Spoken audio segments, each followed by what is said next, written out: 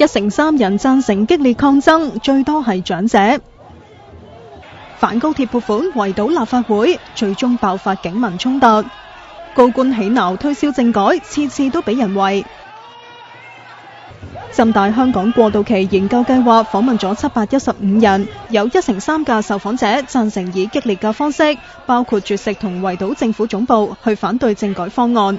支持嘅90後都唔夠老一輩咁多噃。而政改方案支持同埋反對嘅就只係相差1個百分點，多達4成6嘅人覺得政府經常假諮詢，希望泛民否決今次嘅政改。有5成半嘅受訪者希望取消功能組別。I think what the government needs to do is to realize that it needs to make some changes. The present package doesn't have enough support unless the government really make sure that people understand that there will be greater reforms in 2016 and 2017 and that change is coming. 佢又話政府如果唔改善貧富懸殊問題，只會累積更多嘅民怨，令到更多人傾向用激烈嘅手法。